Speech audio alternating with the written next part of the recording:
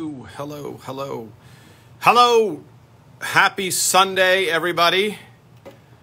Oh, interesting. Okay. Hello, hello, hello. I'm looking at some of the equipment. Hello, everybody. Welcome to Sunday. Everyone loves Raymond ELR 360 Live. I'm looking forward to a fun story. Hello, Aaron. This will be fun. I don't, in many ways, I look forward to this. I don't know that I am. So, hello, Gil in the UK. Hey. Hello, Aaron. Hey. How's my audio? You sound great. I'm going to plug in my mic. And there we go. That should be better. I have excitement of a man who may say something horribly career damaging in discussing this 20-year-old episode. Oh, actually, you know, it's funny, Aaron, because off of that, I think this is a pretty benign episode, you know, as far as anything in the realm of politically correct, etc. Like, I don't think this crosses, because I think what Aaron is referring to is there is that charged atmosphere here where you're going, wait a minute, I did something in 1976. Like I wrote a note to a girl and said, will you ask me out? And then that now has canceled your career. Well, we're also two men who have been around the block talking about, you know, whether or not it's appropriate for Robert to date someone who is 22. Yeah, and I think, Aaron, let me just move my camera back a little.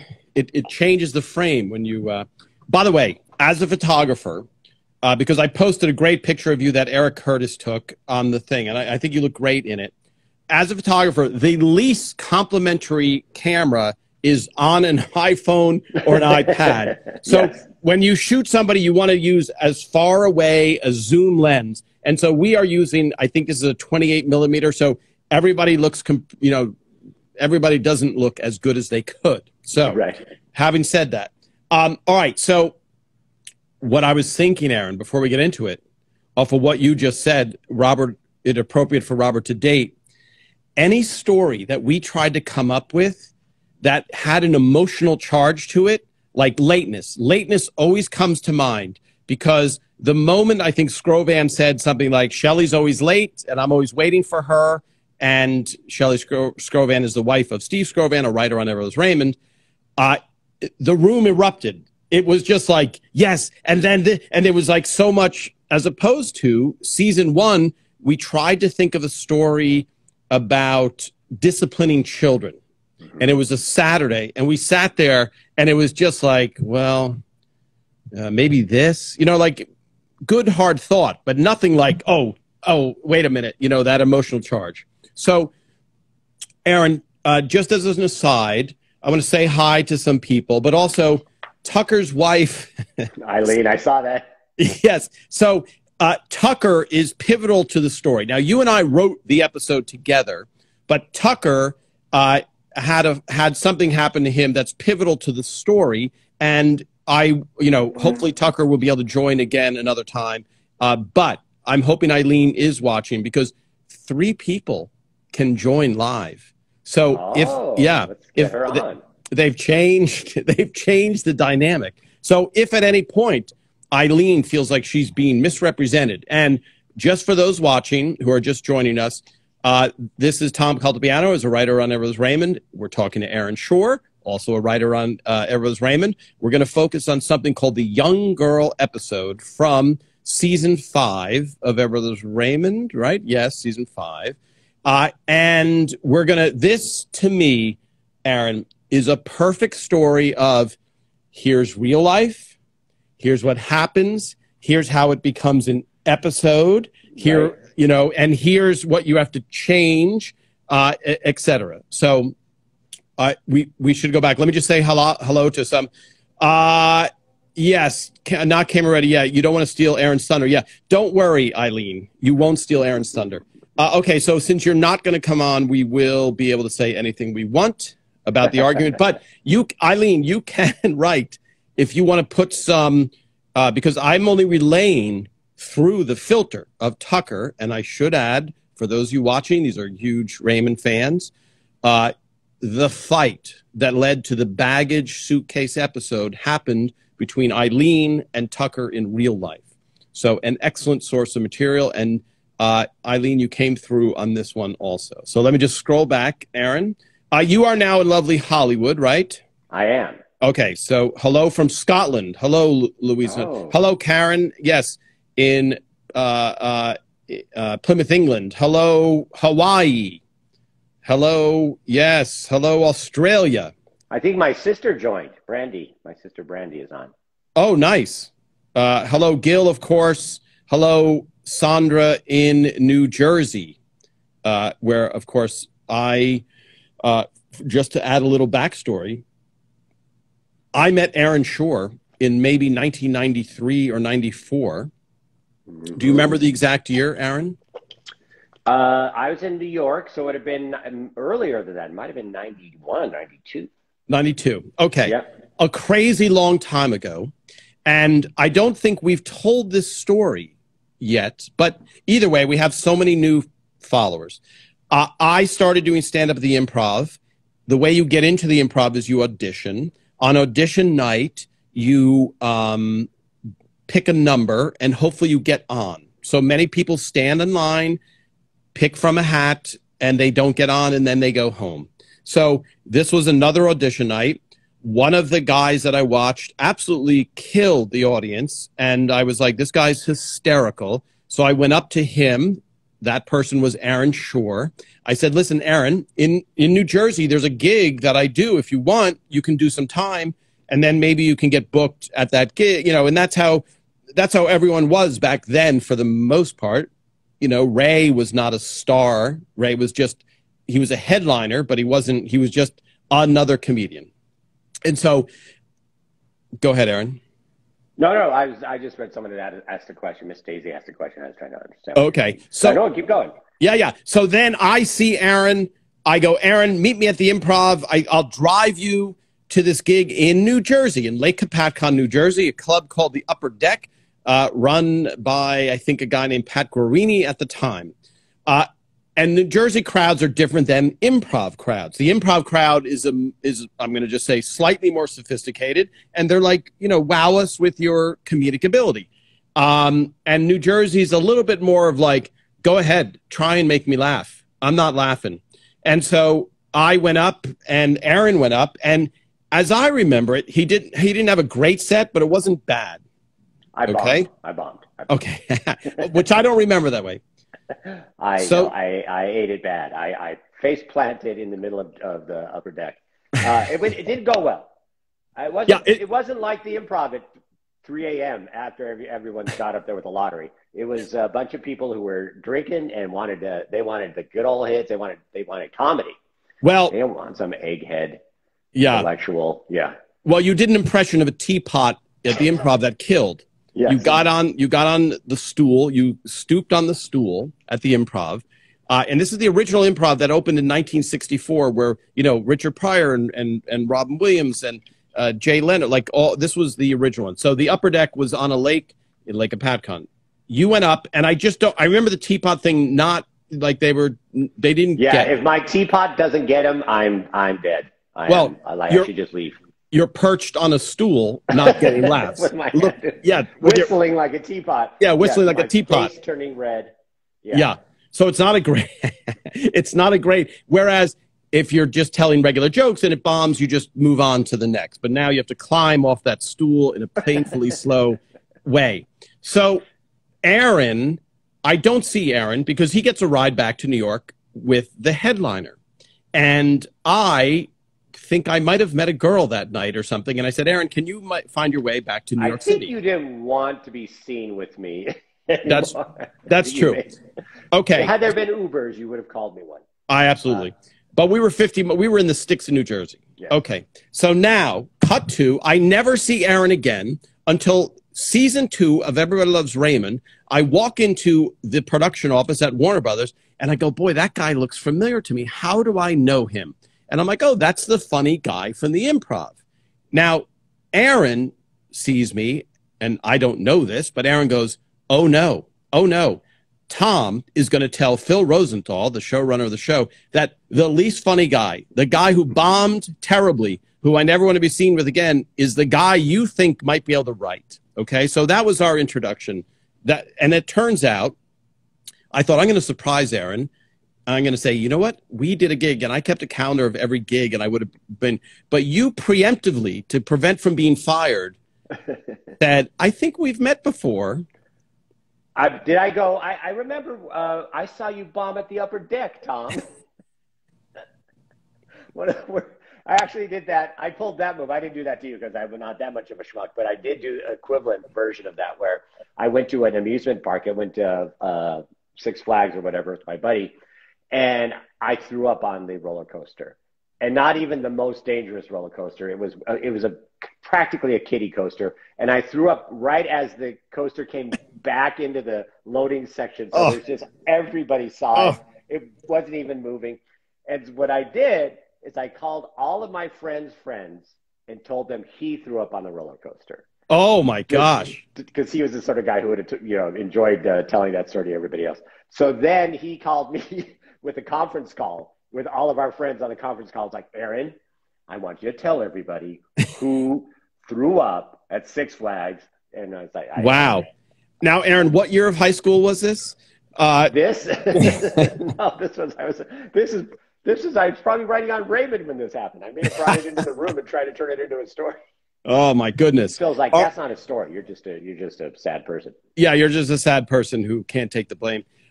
So Aaron, we were at a writer's meeting breaking stories, and I think you said it. You said, I think I know you from stand-up. Mm-hmm. And I said, yeah. And what's funny is I didn't really remember. I only remembered you being hysterical at the Improv because that's really where it counted anyway. And what I would do in those Jersey clubs is I would talk to the crowd and insult them and get them. So I would preemptively, keep them from trying to heckle me to death. Okay.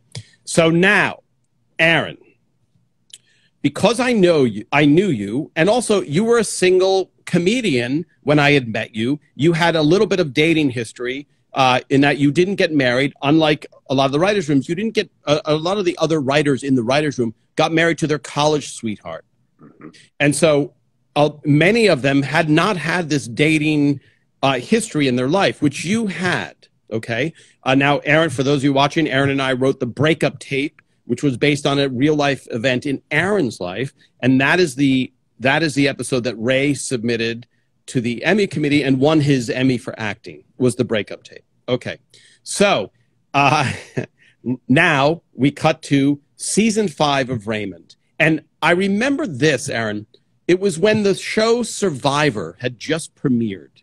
Do you remember this? Because it hadn't become a phenomenon, but it was on CBS, which was what Everybody's Raymond was on, and it came out. So just for people to know how long ago this was. 2000, November of 2000, yeah. Yes. So, yes, it was the premiere of Survivor. And we're like, oh, this is an interesting show, not knowing that was the beginning of the end for scripted. Mm-hmm. That our careers were in jeopardy because of this show, which we were kind of like, okay, watch. All right. So now, Aaron, the young girl episode, and I will say this, I will post a lot of pictures to support all of what we're talking about. So here's the origin of that story. And let me just scroll back. Aaron, you need to do the Teapot now. Yes, he doesn't, Karen, he doesn't take requests yet, but let's see how his career goes. And I should say this. Aaron did appear on David Letterman's Stupid Human Tricks. So he did do an appearance, and Aaron was very, very funny. Are all writers stand-ups? I think a lot of them were. So, actors, yeah, were stand-ups. So I think maybe 5 were stand-ups. So Steve Scrovan I had met at Princeton Catch a Rising Star. I was opening for him years before I was Raymond. He was working on Seinfeld. He gave me his number. He's like, hey, if you're ever in L.A., give me a call. Miss Daisy, I don't like that in the profile picture of this profile. I'm reading these now because we're going to get into a long story. I don't like that in the profile picture of this profile is a picture of only Deborah. Is any particular reason for that? Well, the thumbnail is so small that I was either going to, if I put the whole cast in, it would look like, so that's why I have of Patty, but I can do it. I can put anyone in. We'll put Aaron Shure in for now and see how that people say with that. Yes, Eileen, when you have Tucker on again, I will join in, but I will definitely chime in if I am maligned in this retelling. Yeah, well, it's not even maligned, which I'm sure you will, because I'll try and spin it so I look better, but it's more accuracy. I'm just curious what that conversation was. So I'm obviously with the telephone game, it won't be exactly what Eileen said. Okay, so hello, Ireland. Hello, yes, hello. Okay, so here's the story. I was doing stand-up at a place called the Hermosa Beach Comedy Magic Club, which is in Hermosa Beach, California. There's a very little green room. I'll post pictures of it. There's writing all over the wall. There's a little table there, and you sit in that green room in between shows. Aaron, it looks like you're trying to look down my shirt. Sorry, I'm reading. I'm just reading comments. Okay.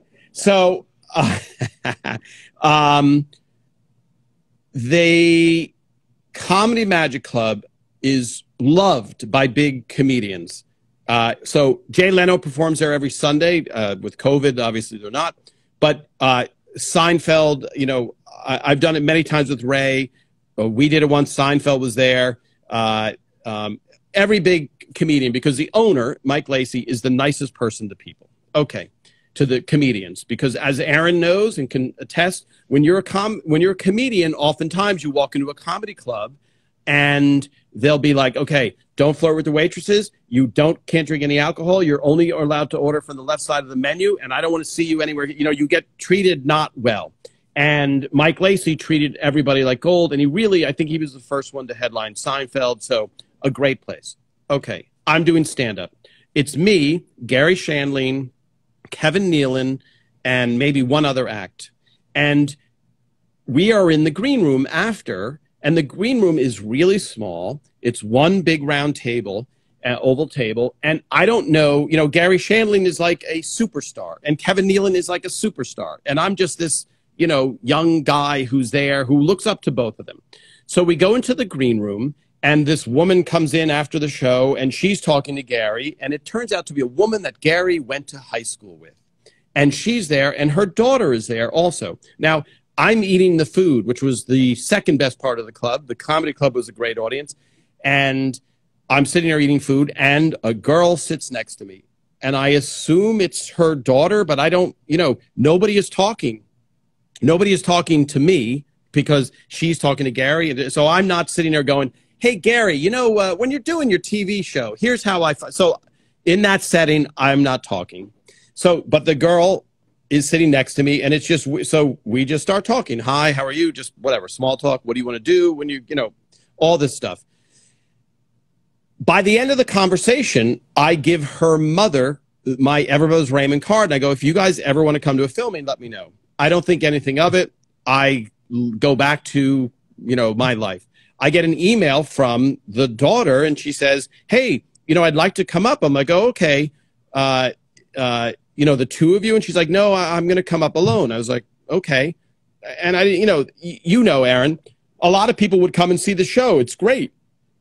And chances are you don't even see that person. Like you go, okay, I'll get you tickets. They have to sit in the audience, and maybe you say hi to them afterwards, or maybe not. So the girl, she comes up to the show, and after the show, she comes onto the floor, and that was it. We took pictures, the absolute normal thing that would happen. The next day, there's a table read for the next episode. At the next episode, and Aaron, that for the table read, everybody's sitting there waiting around. Usually Ray is a few minutes late, and there are no big announcements made. If there's anyone going to say anything, maybe Phil might say something. Like, during the last episode, Phil said, if we just don't read this, the show doesn't have to end, something like that. But for the most part, it's the beginning of the week, and you really have to get it going, right? So the cast is eating. So we're just sitting there waiting for Ray, and the director, out of the blue, goes, wow, did you see that girl that was with Tom last night? And it was shocking to me just because the director's a really nice guy, older guy, Will McKenzie, and it was just weird. It was just weird to even say anything. I was like, oh, okay. And then Phil said, yes, he had a birth certificate in one hand, and he was looking at his watch with the other. Okay, so the joke being very funny that this girl looked young, and that was it. And we laughed, and then Ray came down and did the table read. Okay. Now, I love Aaron. I love that you're on for this because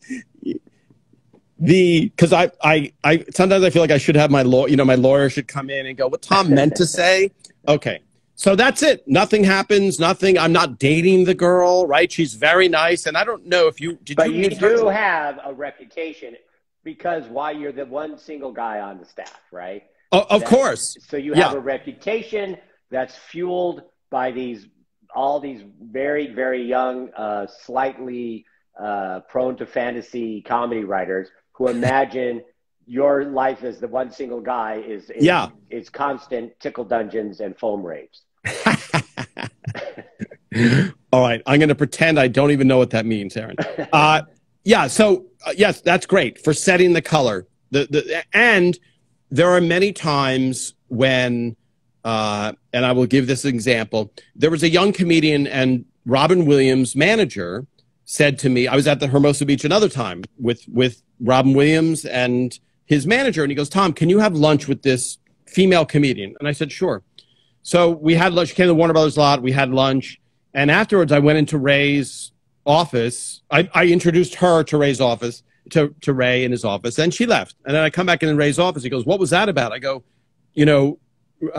David Steinberg, who, not the comedian, but Robin Williams' manager, said, can you have lunch with her? So I had lunch with her. But what do you mean? Like a date? Like a setup? Like, no, Ray, I'm just had lunch with her. Well, what do you talk about with, there was this weird thing of like a single woman is not introduced into a married man's life. This is a thing. Okay. But for me, it was completely normal. So nothing happens with that young girl. Then about a month later, I want to say, after she comes to the table read, my father has a heart attack and he's in New Jersey and I have to fly back to New Jersey. Okay. And my father ended up recovering. Everything worked out. But while I was in New Jersey, Phil calls me up and he says, Tom, we have this big food event, which was for charity, and it was at the Universal Backlot. Who are you going to bring to that event? And I said, I don't even, I'm not dating anybody. I might bring that girl that came to the show. And he's like, oh, okay. So then I fly back. My first day, I'm back in the writer's room, and I walk in. And Phil goes, how's your father? I'm like, he's recovered. Like, he's great, And then Phil goes, oh, that's awesome. That's awesome. Listen, if you bring that young girl, our life is going to be hell. And I thought he was kidding. I had no idea that, I go, oh, that's funny. He goes, no, seriously. So now this, Aaron, you were sitting there for that initial moment, right? And do you remember that? Do you remember that exchange? Because I'll elaborate more. I don't know. I don't remember verbatim. Yeah, I want to hear your version of it. Oh, right. Okay. I remember the whole thing. Yeah. Yeah. Only because it's great to have you as a guest, and I'm just setting the table. In my mind, I'm thinking there's a story here. There's an episode brewing. I see an episode coming. So for me, it's good. I'm not taking any of the heat. I'm a happily married guy at that point in my life. So, although that's the other thing. Of all the Raymond writers, I'm the only one who got divorced. I don't know. So far. I also taped over the wedding tape, so maybe that was the first. Yeah, she should have divorced you then. Yes. She should have divorced you then, yeah. No, everybody in that realm, everybody there was nobody that seemed to be hating their marriage, in the writer's room. And so now Phil says, our lives are going to be hell. And I'm saying, why? Just because that young girl, who I'm not even dating, she was very nice. She was very pretty, but she was very nice. She was just a nice, she was, what am I trying to say? And this is where I would get in trouble with the other writers. She was sophisticated. She was not, she didn't feel like she just, was wearing a tank top and a runaway. Anyway, I said, Phil, how is that possible? And he said, well, our wives, Tom, since you're clearly stupid and single, our wives are going to go, oh, so Tom just shows up with like a really young girl. Does that mean we're next? Does that mean we're out the door? And then all of a sudden you're going to get the idea in your head that, well, if Tom can, you know, date a girl this young, why can't I? And I said, well, but really, you know, it just didn't make sense because I knew all of the Raymond wives so well. And they were all so nice. You know, they were also. Then some of the female writers who, by the way, all the female writers were single. So I was single and all the female writers were single.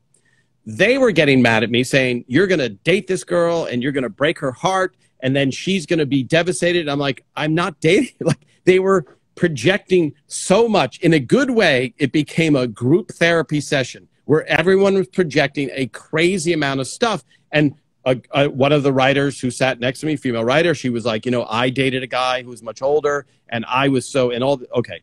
So everything was terrible for me in that room. And it was like an hour long heated discussion. Now, Aaron, you might have been sitting back going, well, this will be an episode for me, for me one day. I can get paid. I can get paid for this. Yeah. Yeah. I don't care if there's beads of sweat coming off of Tom's head. Like that doesn't bother me. So after that happened, after that initial discussion happened, Jeremy Stevens, who's one of the older writers, he came in, he goes, Tom, you know, they're kind of out of line with all that. And I personally wasn't like, I can't believe that. You know, I just said, well, that's, you know, first of all, if you're a stand-up comedian and you can't take ribbing from somebody, then you are in the wrong business. You know, like you have to take ribbing from people. And I love the British term, taking the piss out of somebody. It's such a non-American term when my British friends say that. All right.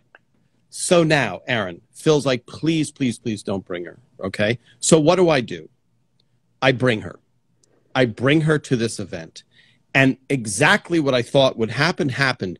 She was treated great by all the wives of the Raymond writers. They were phenomenally nice to her.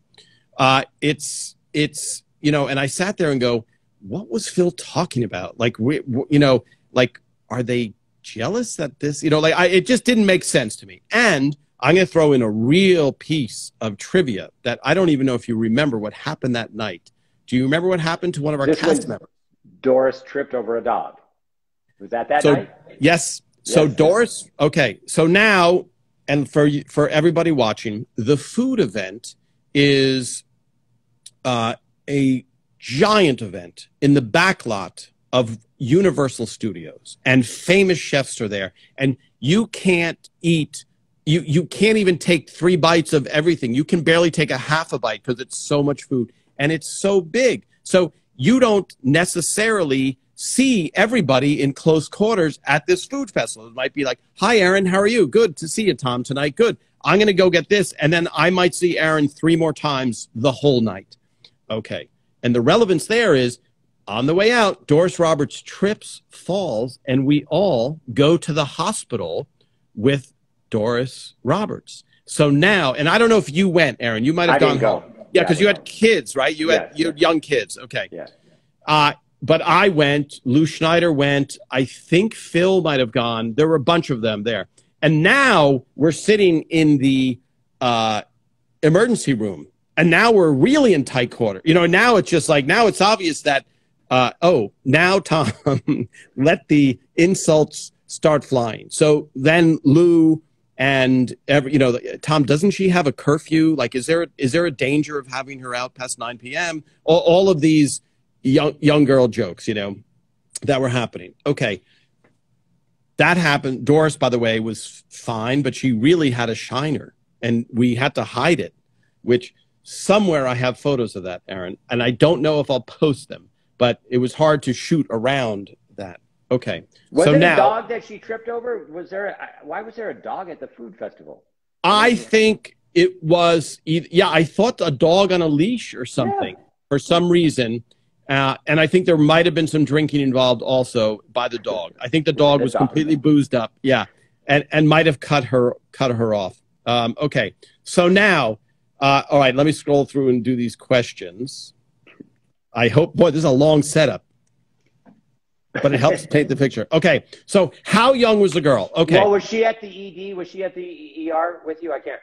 Oh, yeah, yeah. So that was the point. On some level, when you're talking about dating a younger woman, you should also talk, or a younger person, it could go both ways, but you got to talk about power dynamics, right? And right. on some level, as she might also have been interested in Hollywood and you know, getting an entree into an exciting world where people have food fairs and trip over dogs. And and there she ends up in a ER with Robert. So her dreams came true. Yeah, it could be. But in this case, and absolutely, but in season 5, and I have to paint this picture, Raymond wasn't Friends. You know, Friends is just like the Beatles. And Friends was really, you know, Friends was a few stages down from us. And they were like... walk by Friends to our table reads, and you'd hear like... and they'd have multiple audiences. They turn the audience over at least once a night. And yes, and then we... Yeah, walk by there. You said table read, but you meant their film night was an film event. night, yeah. Their film night was an event. And they had they had pat downs and security and velvet ropes, and we were just like... We just had a bingo game out front. Well, I would make the joke and say, you know, they had such tight security. I knew the head of security, and he wouldn't even let me, when I had my friend's girlfriend visiting without him, his 3 girlfriends, female friends of his. And I said to the head of security, Warner Brothers, can I just sit in a cart like 50 yards away when they're leaving? And he said, yeah, just park over there. And then he came out like 10 minutes later. He goes, you're going to have to move, Tom. So that's me knowing the head of security. On Evers Raymond, the door was open. You could wander on and go, hey, can I meet Doris? Right? Yeah, go. She's up in her dressing room. Go say hello. You just don't trip her with a dog. Check your dog. Do whatever. Yeah. Yes. So, okay. Now, let's go back and ask a few of these. Did we mix with the Friends cast? No. The only time I saw the Friends cast, and I don't know if you saw them, Aaron, and I want to get back to the young girl story, obviously, in the gym. Warner Brothers had a gym. So I remember I would be exercising and there would be Jennifer Aniston running on the treadmill. Just like a couple times I remember I was doing crunches and there was Brooke Shields next to me doing crunches as well. And I will say Warner Brothers has really tight security. So when you're a celebrity working out in the gym, it's great for the celebrity because there's nobody going, excuse me, other than me, you know, saying, excuse me, Jennifer, but do you really want to date Brad Pitt? I mean, I'm right here if you need to date somebody. Okay, let's go back to the young girl. So now the relevant question that everyone's asking, like, how old was this girl? Now, this is why I wish I could have found the young girl photos and put them up before I'm about to say this, okay? I had no idea how old she was. That first night when she came up to the filming, I had only talked to her for 20 minutes in a comedy club. Then afterwards, at the thing, she said, oh, I'm here for my birthday. And she said, you know, I'm 19. I was like, 19? I go, you're turning 20. And she's like, no, I'm turning 19. I was like, oh, my goodness. And at that point, I was in my early 30s. So it was like, oh, my goodness. But 19 sounds crazy young, okay? But I would have guessed she was 25. You know, I wouldn't have thought she was 19. And I'll post the pictures. So now we leave the emergency room, okay? It's a lot of now close quarters. Had that emergency room thing not happened, then it would have been like, hi, Aaron, and then I see you 3 times in the evening, and no one, I think, would have made a big thing about it. But because we're in the emergency room together, now it's like, and now I think Lou, you know, I'll have to ask Lou when I see him next, he was relentless with his jokes. You know, I mean, because it's literally like, it's like tossing softballs, and it's just, here we go, Tom. You decided to break Phil's rules. Okay. So now, oh, let me scroll down. That's his. Yes, and just for everybody who just joined, I'm not Ray, and neither am I talking to Ray. I am Tom Caltabiano. Is a writer on Everest Raymond. Aaron Shure, writer on Everest Raymond. We both wrote the episode called Young Girl, which we're getting to. Now, we leave the emergency room. Okay, got away with that, you know, encounter, but that's it. And I don't think anything of it.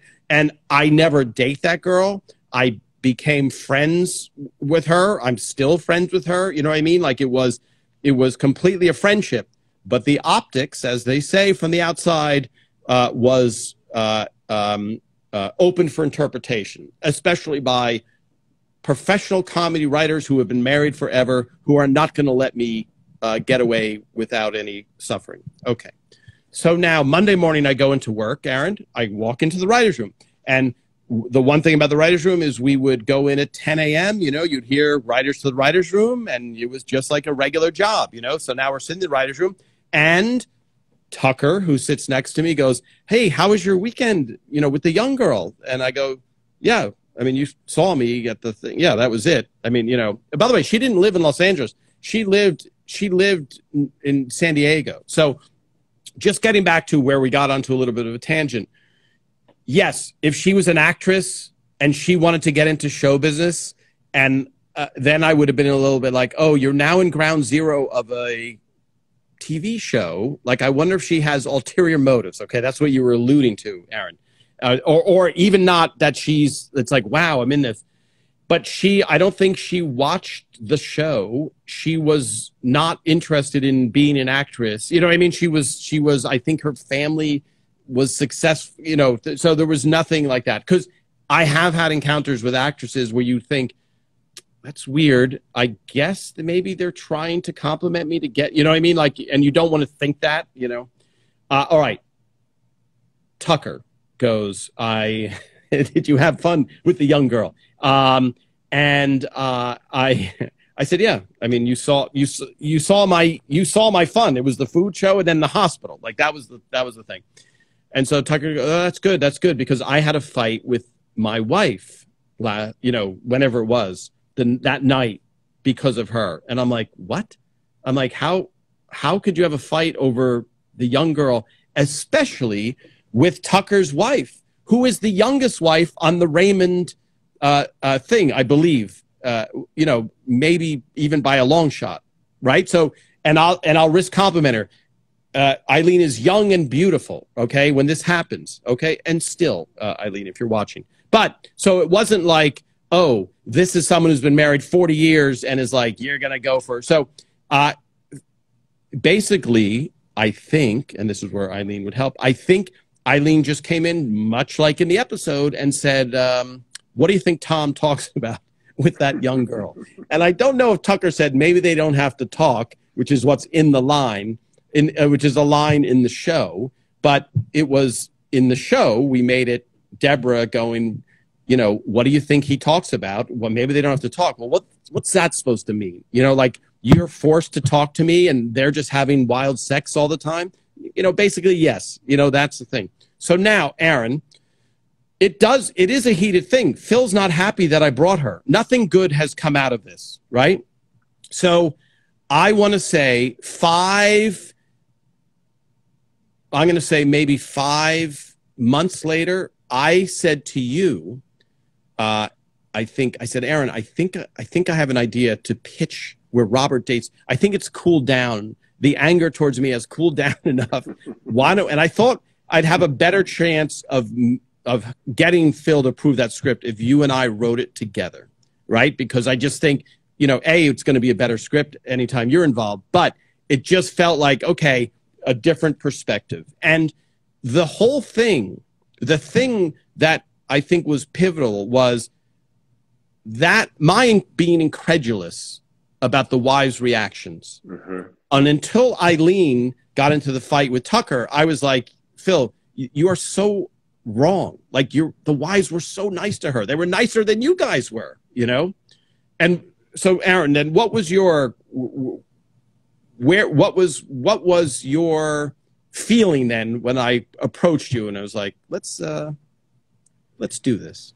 Well, you know, we had that tradition on the show of drawing from our real experience. And so whenever there's something like this where everybody's upset, everybody's right, nobody's completely wrong, but nobody's completely right.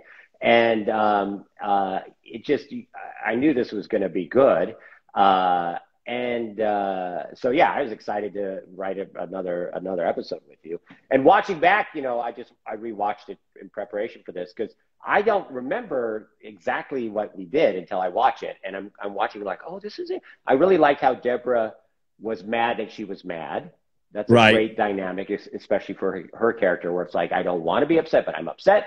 And Ray, although Ray was very passive in this episode, he really didn't like drive the moments of the story that much as much as he was writing along with it. But we had this, at that point, we hadn't done, have we done luggage yet, the baggage, the suitcase? I don't think so. Because we broke our style a little bit for that episode, which won Tucker the Emmy. We did flashbacks and like sequential flashbacks, but normally we were like, we're going to be in one scene and then another scene, and we're going to have 2 acts and maybe 4 to 5 scenes of the entire episode. So it was a very specific, almost like haiku format. And yes. So watching it was really interesting because at times I wish we could have followed just Deborah, but because it's Ray, everybody loves Raymond. We told his side of it where he's a little bit.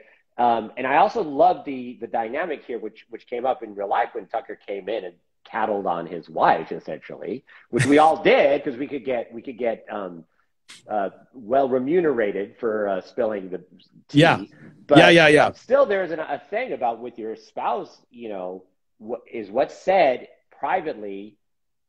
Is that a different person, or is like there 2 Deborahs, or is there 1 Deborah? And is it your job as the spouse to maintain the public persona, the facade? The facade, yeah. And I also love the idea of like she doesn't want to be like Marie, so she doesn't want to have a judgmental, but she can't help herself.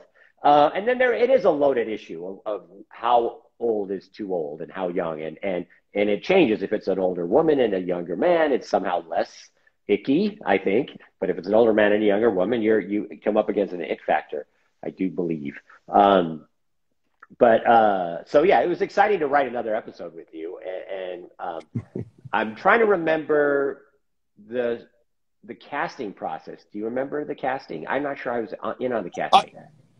Well, we would have been because it's our episode. So just for as a side piece of information, Lisa Miller Katz does the search. So when you say we need a young girl, and somebody did post, by the way, that they said they read that she was only 16, that girl, and she was only 16, that girl. And comedically, it wouldn't have helped us to have a 17-year-old girl who looked 26. We would rather have a 20-year-old girl who looked 14. Like, it had to be comically, like when Robert walks into the room with this girl, it has to be like, are you kidding me? It can't be like, well, she's kind of mature for her age and she looks older than I thought, Yeah. So her with the backpack obviously played it up, and her happy-go-lucky attitude played it up. But usually the casting director will pare down to 10, let's say, people that they have for the part. And then she'll bring them in, and it'll be Phil always. And then the writers of the episode will be in the office. And it's ultimately Phil's responsibility, but Phil was very fair. And so if Aaron and I don't remember, Aaron, I'm assuming we were there, but I have no recollection. Go ahead. Yeah, so but we could have said maybe not her, but correct. You trust Phil, who cast the greatest family sitcom. That's what he's doing.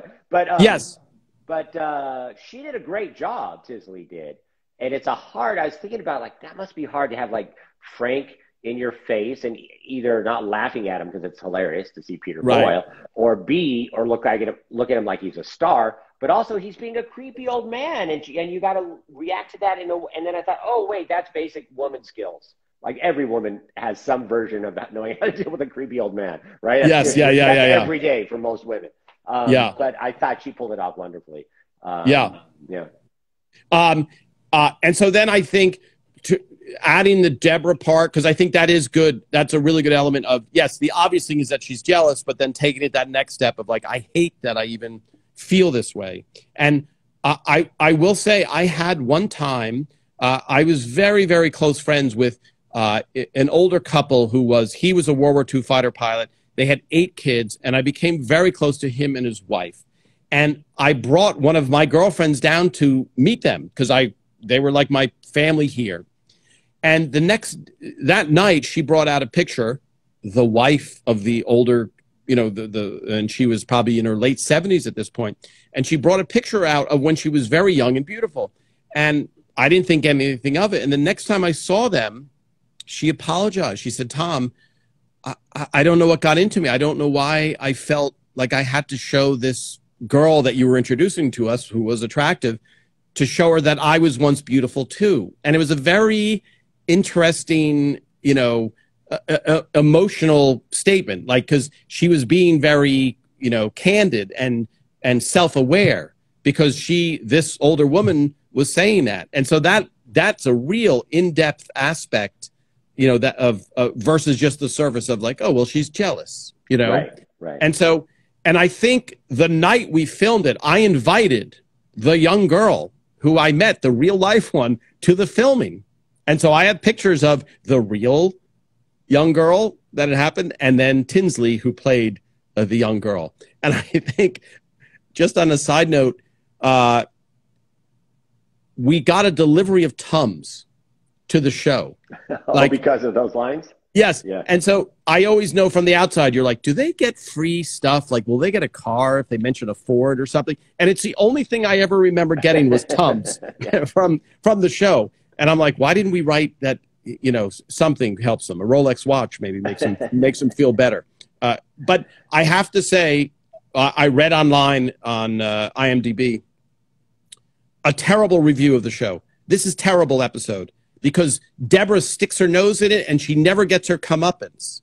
And I thought, oh, that's interesting, because for the viewers, and I want to go and answer some questions, Aaron, did people feel that Deborah was out of line watching that episode, or did they feel, and in real life, the curiosity of Eileen of going, what is he, it's just a head scratcher, of what could he, in other words, there's only one reason he's dating that girl. Let's just face it. You know what I mean? Like, that's cutting to the chase. There's no way they could have a conversation. And I do know, Aaron, you cannot get along with someone who's 2 years older than you, 1 year younger than you, and really get along with someone 20 years younger than you. And I do know, just because I didn't date this person, I was like, wow, I did feel really, attacked. I was like, I'm not dating her. I understand if I was dating her, but I'm not even dating her. Like, I'm getting all the flack and none of the benefits. Yeah. Well, part of it, I think you were up against a bit of a reputation, like, more than to the specifics, people were. Yes. Okay. So now let me read these comments. Okay, so Princess Christine 67. No, Deborah was not out of line. I would have reacted the same way. Yes. Karen, no, Deborah was just right in that episode. It was pitched right. Yeah. Well, we didn't want to make her seem, like an old shrew, who's just like, I don't like, and it wasn't, I think she did handle it well. And also, Deborah is really a beautiful, at that point, she's only, she's maybe 40 in that show, and I think now, having said all that, I was shocked that girl was 19. Like, I was really, but at that point she's already on the stage, and I was like, oh, what's your, and I think she didn't want to say anything because she felt self-conscious about it. And it's just funny because you long for the day when you're too young for stuff. You know what I mean? Yes. Well, people are really enjoying the I didn't have enough phone stamina for her line, which I don't think I wrote that. I'm not sure. It feels like a Lou line to me, but I have no idea who wrote. Do you remember who wrote that? Zero memory of that. It's, by the way, we'll have to look at the first draft. And it's funny because for the writing, when you're writing, there are very specific jokes that I remember writing, and it's bad form to be like, that was my joke. Like, even people would come up, but there's certain jokes from other people that I got into other people's scripts that I remember. And then there's scripts that I'm like, I don't remember anything from that script. You know what I mean? Well, this episode also has one of the most famous outtakes, right? Yes. Yeah. Well, if you go, I'll just say, if you guys go online and watch the season 5 bloopers, and I think last week when I was on, they said, some of the fans were saying, Patty Heaton said this, and you probably don't remember this, Aaron, but when I would go into the audience, one of the shticks I would do is I'd be whispering into the microphone to get extra laughs. And one of the things I said was, Madeline Sweeten was having trouble with her lines, and they're like, we're almost done. And I whispered, I said, we don't give her food until she gets her lines right. Okay. Which gets a big laugh. And then the next thing, Patty Heaton goes, Tom, when you whisper into the microphone, we can still all hear you. And she like rolls her eyes like, what are you, an idiot? And so that same bloopers thing, at the end, in the end of this episode for real, Patty Heaton pulls Ray, Deborah pulls Ray by his ear. So then Ray and Patty decided, let's play a gag on the live audience. So Ray put on a cup, a protective cup that you would wear if you were, let's say, a goalie in hockey. And Patty goes in for the exact same take, and instead of grabbing his ear, she grabs him by the crotch and just drags him out of the living room. And it's one of the best moments because Ray plays it perfectly, and of course Patty is such a great actress, that it's like a perfect execution. So go on YouTube, look for the season 5 outtakes, and you'll see what Aaron just brought up. And that's when Ray and I were doing a lot of shows together. We would close with outtakes, and that was the last thing that we would close with. It's hard to top it. Yes. All right. Let me go back. Yes, Steely. Yeah. Bobby. Steely Dan song, Hey 19 premise. Yes, absolutely. And a little point of trivia. The musical director, composer for Ever's Raymond played drums on Hey 19. That is a little, yes. Wow. Karen, yes. All right, Aaron, we only have a few minutes left. Let's see. And by the way, do you remember, did Ruth even mention, did your wife at the time even mention it? That night, that she was not as upset about it. Like you're saying that the night of the food banquet. Food thing, yeah, the food thing. No, I don't think she had a strong opinion about it. I mean, I would think in general she would say a 19-year-old, and how old were you at the time? 30 something, yeah, 30 something, 34, something, yeah. I don't think she would sign off on that. Yeah. Generally speaking, but I don't think she and would, nor like, would exercise. I. Yeah, nor would I, Aaron. That's the funny thing. Like, Yes. and I think I often think if she wasn't she was very striking because the first night when she came to the show, she was dressed in black and she has platinum blonde hair. You know what I mean? And also I want to say wholesome because I don't want to describe Jane Mansfield or something, and talk about dating yourself. But she was it was a very striking. So I kind of think if she was a nondescript tomboy who was there, you know what I mean, wearing a baseball cap, I don't think people would have just said, oh, Tom's showing someone around, because that happened a lot. You showed, Aaron, I don't know how many people you had come to the show, but you were constantly having people in the audience. Yeah. Sure. So it was by dint of me being who I was at the time, and also her looks was a deadly combination. And I think the kicking off of Will McKenzie, the sweetest guy on the planet, of course I'm expecting Phil to make that joke, or Lou Schneider or any of the writers to make that joke. But for Will McKenzie, who was the most wholesome, nicest guy on the planet, that kind of threw me.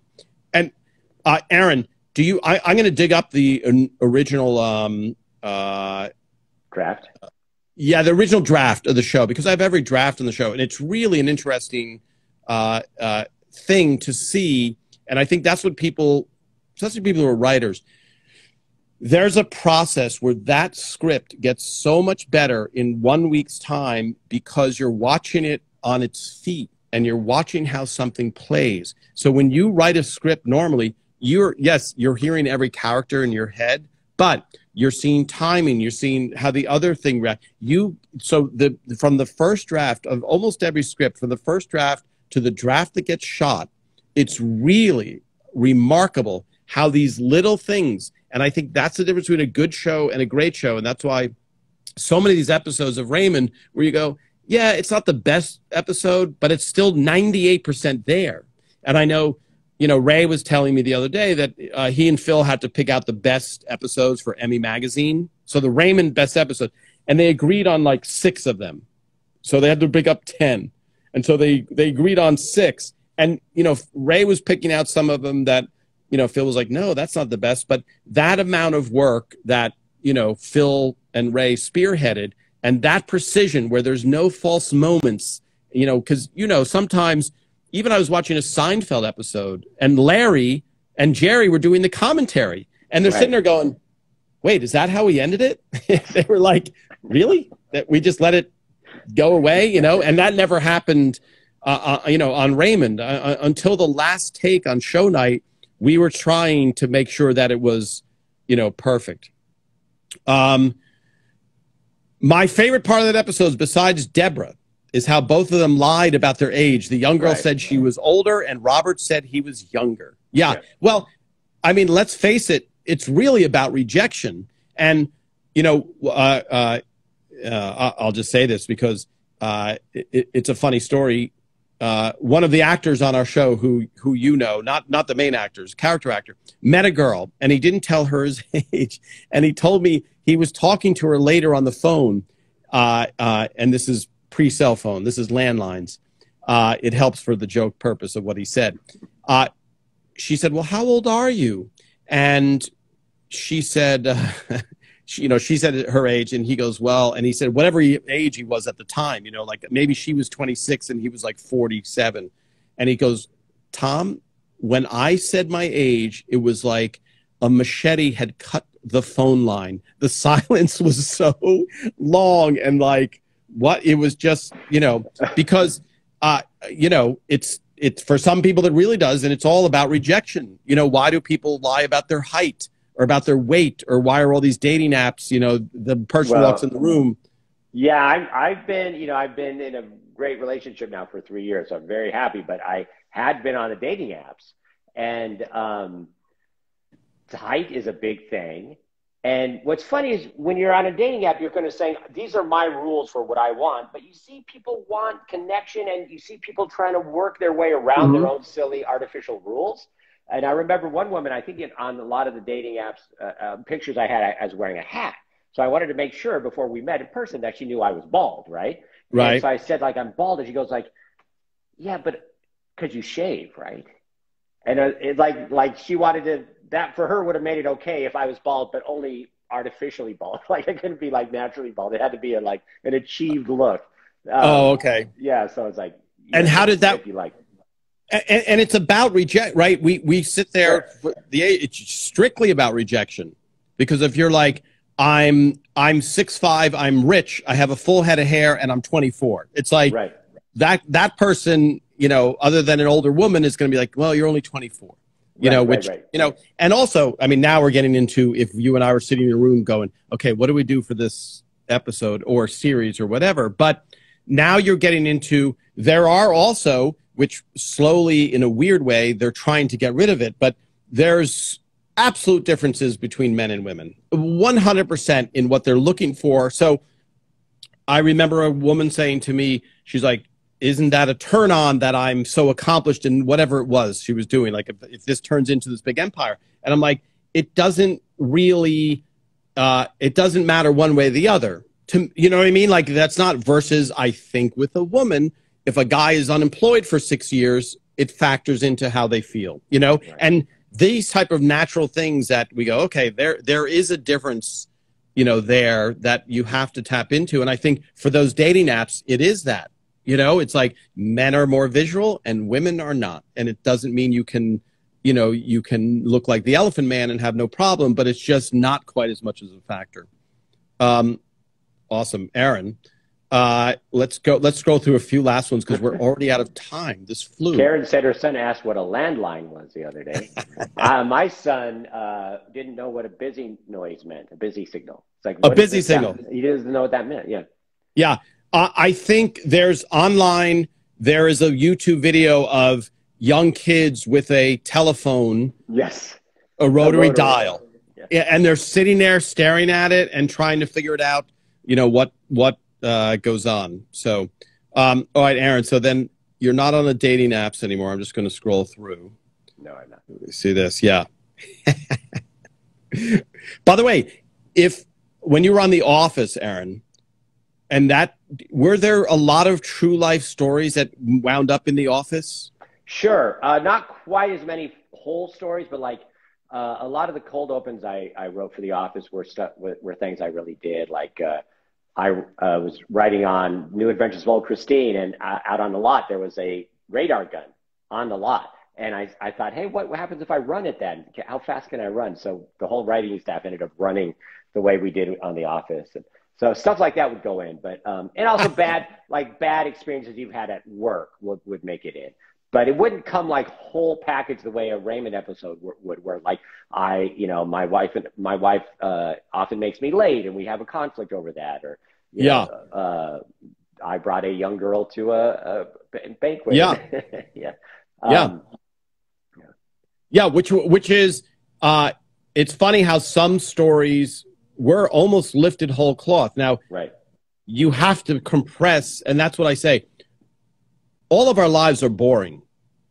Everybody leads a boring life. The movie stars leave a boring life 99% of the time. And so you have to take this banal existence that we all have and then compress it into this, I mean, even serial murderers are hardly ever murdering. That's true. Well, it just takes time, They got to work up to it. Yeah. Yeah. Let me see. Both. So you're both. Women like men who are good at what they do. So you're both 10s. That's very sweet. You two make a great team. I'd love you to collaborate again. It's funny because I wouldn't, because Aaron is intolerable. Yeah. Hey, was this the one where we sat on your balcony and we're looking at the airplanes and yeah. So up in the Hollywood Hills, yes, we were writing it, and it was very it was always, Aaron, it was always great writing with you, and we have been collaborating on a little thing to some degree. So yeah. All right. Aaron, we are over time. It went like that. I will post pictures if I can find them of the real young girl. Oh, great. Yeah. And also, Aaron, you know what I wanted to ask you? I have that photo, which I sent, of you. I just think the audience would love seeing this. I took a panoramic black and white film during the finale of Raymond. And way deep in the background, I'm like, oh, that's Aaron Shure and Lisa Helfrich, who is our line producer, who I ran into Friday night, coincidentally. And I sent it to you. And then you, like that same day, sent back the photo that Lisa took. Is it okay if I share that? Sure, yeah, that'd be great. Sure, okay. And it's just so cool because you see this and I'm like, oh, wow, there's Aaron way, way in the background. And then to see that moment with a color, because this was a black and... I was on the couch with my family and Lisa was taking a picture of me on the couch. And then at the same moment, you were taking a picture, and in the background, you could see Lisa taking the picture. Yes, crouching. Yeah, taking the thing. And I think, Aaron, the more I do these, the more I see like, oh, these are little details that even if you did a special, like I think CBS is going to do a special, for Everly's Raymond for the 25th anniversary, right? I think that's going to happen. You can't tell these details. It would be a 12, it'd be like a Roots miniseries. Right. And so the more these little details, the more I remember also. So, all right. Thank you so much, everybody. Aaron, this doesn't get you off the hook. You will be back. I just letting you know. I will not come back unless I'm on with Eileen Cawley. I demand. Eileen rebuttal. Yeah, and so just real quickly, I will be talking to Aaron Kruger, who did makeup for Everly's Raymond and does makeup. I'll be talking to Ralph. He did hair. I'll be talking to many, many people from Raymond. So I will see you all, my fans, and look for those photos. And again, huge thank you, Aaron, for taking your time out on a Sunday. I will talk to you soon, Aaron. Bye bye. See you, Tom. Bye. Bye, everyone.